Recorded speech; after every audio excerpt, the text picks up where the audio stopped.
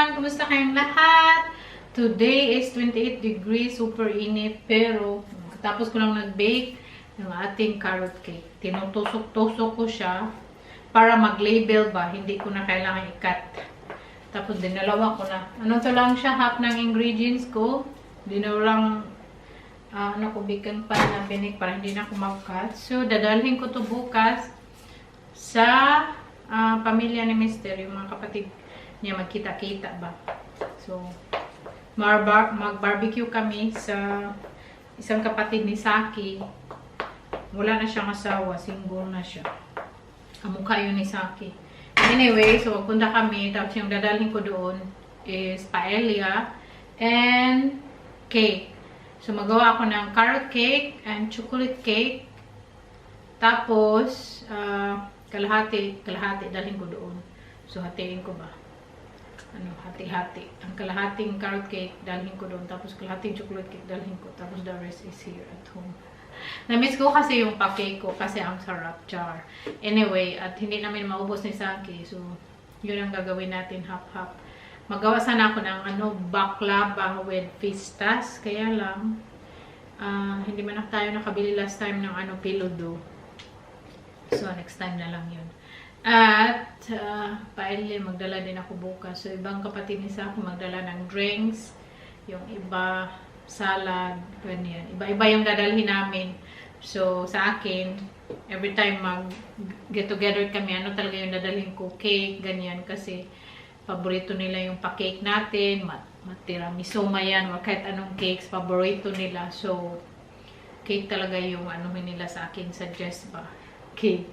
So, sabi ko, magdala na din ako ng extra na paella para pag-uwi namin ni Sagi, hindi kami magutom ba kasi most of the time, punta kami mag-get together, tapos gutom kayo pa uwi kasi wala kaming pagkain, puro lang cake, tapos barbecue, walang iba, potato. So, sabi ko, magdala na akong paella para extra, para hindi tayo magutom kasi, syempre tayong mga Pinoy, gusto nating mas madami kaysa makulang. So, ganyan. Wala pa, ganyan. Sabi ko talaga, talaga ako na magdala ako para sakto sa ating lahat.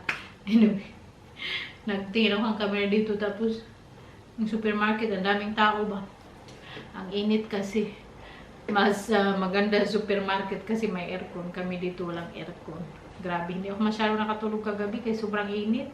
Kasi, syempre, yung wall namin dito facing the, sun, yung cement, talaga ba, siya, stay warm pa din, kahit sun kasi very sunny today, tapos yesterday, so next week, sunny na naman, anyway, nice weather, pero, ang problema lang namin dito, pag nice weather, yung mainit is, very mainit sa loob ng bahay namin. Today is, dito sa loob ng bahay namin is 26 degrees, so yan lang, walang aircon.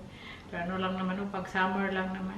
So, that's all the chika. At, kung gusto nyo gawin yung carrot cake ko, cheesecake, yung mga cakes natin, i-search nyo lang dyan, Labmer Vlog, how to make carrot cake, cheesecake, chocolate cake, tiramisu, lahat, nandyan yan. I-search nyo lang, tapos lalabas yan. So, magbili ako ng raisin mamaya, kay wala akong raisin. So, lagay ko ng raisin on top. Konti lang. Yung level ko sa market. Fresh. So, yun ang bibilhin natin mamaya. Tapos, mag-edit muna ako para may pa-vlog tayo. Wala ako ng market ba? Hindi pa ako natapos. Ito pa ako ng chocolate cake. Nilagay ko na sa oven. Tapos na nag-marinate ako. Luto ako ng ulam namin. Dinner. Giniling na half pork at half beef. Tapos lagay ko lang siya ng Baguio beans, potato, and carrots. Paborito to ni Agata, ng mama ko. Kasi sarap na sarap sila sa giniling ko. Yun ang ulam namin. Tapos yung salmon na minarinate ko kahapon. Ang carrot cake natin. Tapos yung isa, pinalamig ko. Kay mamaya, lagyan natin ng frosting. While nag-bake ako, naglaba ako. Tapos nag-hiwa. Para sa ating giniling. Napasok ako dito mapaguping sa oven. Very clumsy talaga. Hindi ko alam na madali lagi kahit hindi naman kailangan. Madaming carrots. Tapos maglalagay din ako ng potato. Mga magpansit eh, pero hindi na kaya ng pansit kay ang dami ko pang gawin. Gusto ko pang magpunta ng city tapos yung market until ano lang, 5:30. Nagyan siya ng Baguio beans. Maliliit din. Tapos potato. Ihuli ko na ang potato kaya magkano ano yung kulay ba. Tapos hugasan.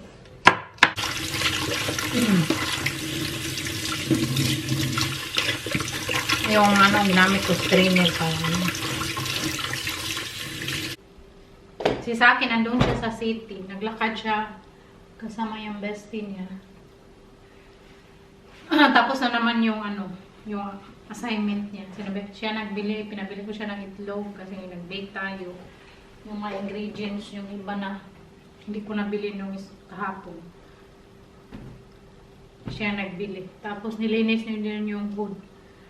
So sabi ko sa kanya, okay lang umalis ka. Kaya tapos na naman yung duties mo.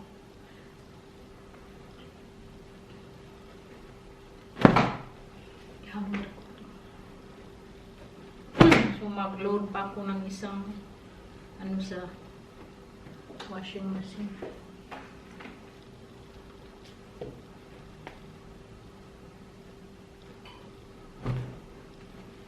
Yung iba ay hammer ko. Well, pakita ko sa inyo paano kulutuin yung giniling ko. My own style. Mainit na siya. So, ilagay natin yung lahat ng garlic, onion, sweet paprika, lahat ng ganyan magluto.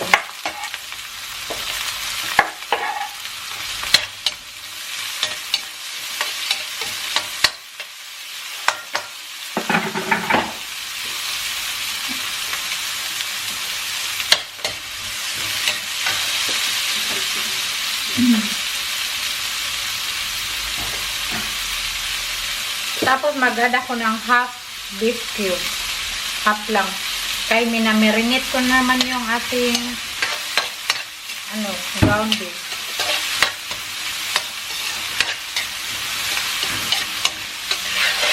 Nag-caramelize na. So ilagay natin yung veggies.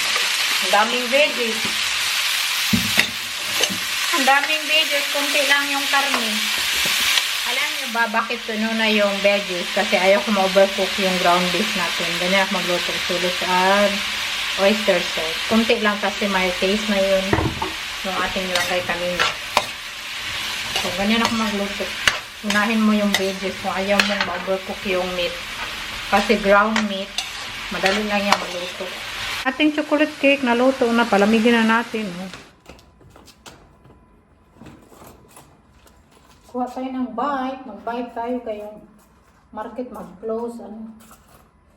5:30 tapos 4:40 na. Anyway, 10 minutes lang naman. 10 to 15 minutes of bite.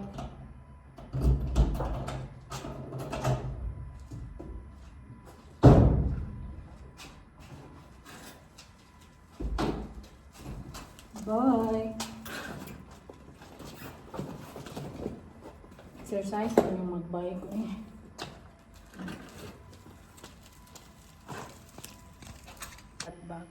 Bigay na agad. Pauwi na tayo sa bahay, umulan. Tapos naubusan sila ng raisin. So, home sweet home na tayo. Naluto na naman yung ano ko no. Giniling ko, initin ko na. Tapos yung rice, pad rice ko. At ilagay ko sa air fryer yung ating salmon. Yan na yung ating giniling. O, diba? Initin ko na lang. So, ito na yung ating fried rice. Yung leftover na rice. Salmon at giniling. Yan ang ulam natin for today. Magkain kami kayo dito.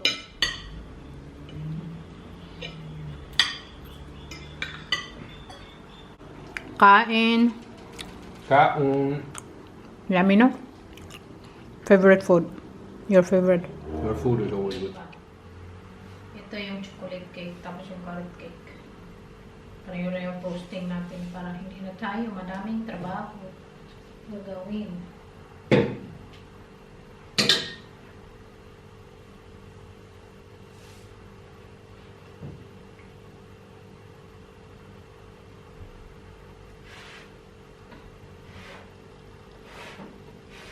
Tagal ko nang hindi nakagawa ng carrot cake. ko alam kung masarap ba ito. Yung frosting ko is cream cheese and buttercream. Okay lang naman yan. Okay lang yan pag hindi siya level. Ang importante, tastes good. Yun na yata yun. Lagay natin sa babaw yung agoy, masira niya.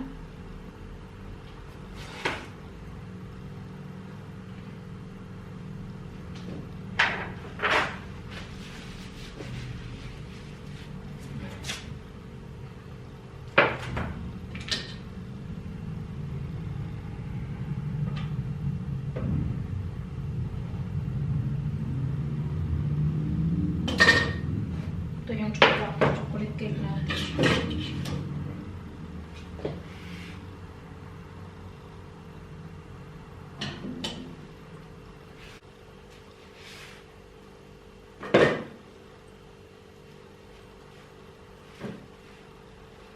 So, tapusin ko muna ito.